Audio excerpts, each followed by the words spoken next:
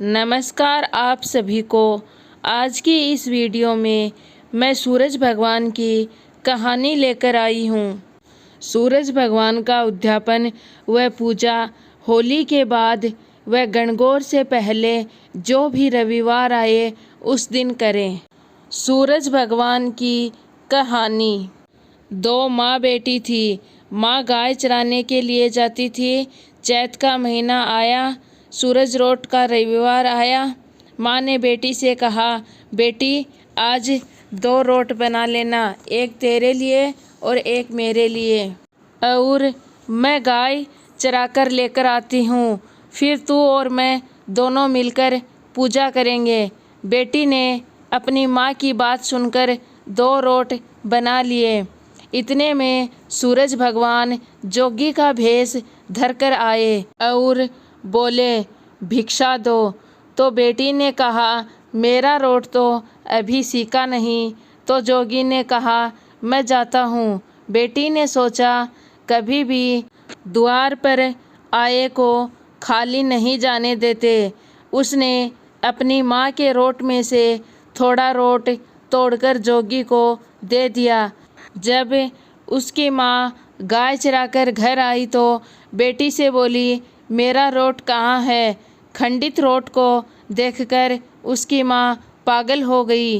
वो घी रोटो दे, रोटा माइली करो दे कहती पूरी नगरी में फिरने लगी। बेटी डर के मारे पीपल के पेड़ पर बैठ गई। 3-4 दिन निकल गए। बेटी भूखी प्यासी बैठी रही। सूरज भगवान को उस पर दया आई और सूरज भगवान ने उसके लिए एक पानी का लोटा व चूरमा भेज दिया। एक दिन एक राजा का कंवर शिकार खेलने के लिए वहाँ उस पीपल के पेड़ के नीचे आया और ठंडी छाया देखकर वहाँ पर बैठकर बोला, कितना अच्छा होता कि पीने को थोड़ा पानी मिल जाता। ऐसा सुनते ही लड़की ने थोड़ा पानी डाला। फिर राजा के कंवर ने कहा, मुझे बहुत भूख लगी है, कोई खाने को दे देता तो अच्छा होता। तो लड़की ने ऊपर से चूरमा दे दिया। कंवर की भूख व प्यास दोनों मिट गई और विचार करने लगा कि यहाँ कोई है। यह सोचकर राजा ने अपने सिपाहियों को पीपल के पेड़ पर चढ़ने के लिए कहा। सिपाही पीपल के पेड़ पर सब जगह देखकर आ गए, लेकिन उनको कुछ भी नहीं मिला। तो राजा का कंवर खुद ऊपर चढ़ा और ढूंढा तो वह लड़की मिली। राजकुंवर ने कहा, तुम कौन हो? तब लड़की ने अपनी पूरी कहानी उसको सुना दी। राजा के कंवर ने कहा, मेरे साथ तुम शादी करोगी? तो लड़की बोली, तुम तो नगरी के राजा हो, मैं तो एक गरीब व अनाथ हूँ। मेरा तो इस दुनिया में कोई भी नहीं है।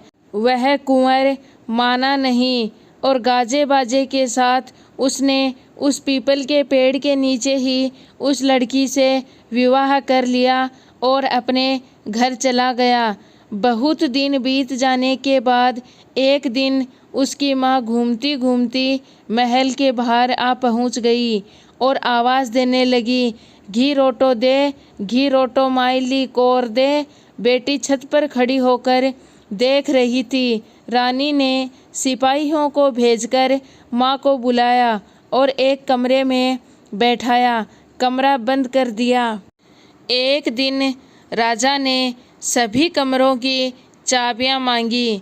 रानी ने 6 कमरों की चाबियाँ तो दे दी, पर 7वें कमरे की चाबी नहीं दी। राजा ने जिद करके 7वें कमरे की चाबी लाकर ताला खुलवाया तो आगे सोने की शिला देखी। राजा ने रानी से पूछा, यह क्या है? रानी ने कहा, यह तो मेरे पीहर की भेंट है। राजा बोले, हमको आपका पीहर देखना है। रानी ने कहा, मेरा पीहर नहीं है, आप तो मुझे पीपल के पेड़ के नीचे से ब्याह कर यहाँ लाए थे। राजा हट करने लगा तो रानी सूरज भगवान से विनती करने लगी और 1.25 पहर का पीर वासा मांगा और राजा रानी पीपल के पेड़ के नीचे आए। वहाँ सारा कुटुंब था। कोई कहे मासा जी आया है, तो कोई कहे जीजा जी आया, तो कोई बोल रहा कि फूफा जी आया। राजा रानी का अच्छा सत्कार किया। राजा को परिवार देखकर बहुत खुशी मिली। 1 पहर पूरा होते ही रानी राजा को घर चलने के लिए कहने लगी। राजा बोला, इतना बढ़िया ससुराल इतनी जल्दी नहीं छूटेगा। रानी अपने कुंवर को रुलाने लगी और राजा से कहने लगी कि मेरा तो कुंवर रो रहा है, आप जल्दी से घर चलो। राजा रानी को पीहर वालों ने खूब धन देकर विदा किया। जल्दी जल्दी में राजा ने अपने पैरों की मोचड़ी व घोड़ी का ताजना वहीं पर भूल गए। थोड़ा आगे जाते ही राजा को याद आया तो सिपाहियों से कहा, रथ को वापस घुमाओ। मेरी घोड़ी का ताजना और पैरों की मोचड़ी वहीं पर रह गई। रानी कहने लगी, इतनी सी चीज़ के पीछे वापस क्यों जाते हो? इतना धन उन्होंने दिया। राजा ने एक नहीं सुनी और राजा वापस पीपल के पेड़ के नीचे गया और वहां जाकर राजा ने देखा कि वहां पर राजा का सामान पड़ा है, पत्ते उड़ रहे हैं, पर वहां पर कोई परिवार और कोई परिवार का वैभव नहीं है। राजा बोले, रानी ये सब क्या है? रानी बोली, मैंने सूरज भगवान से 1.25 पहर के लिए ही पीहर वासा मांगा था। मेरी तो एक माँ है जिसका रोटा खंडित होने से वह पागल हो गई और वह घूमते घूमते महल के नीचे आई तो मैंने उसे बुलाकर कमरे में बंद कर दिया।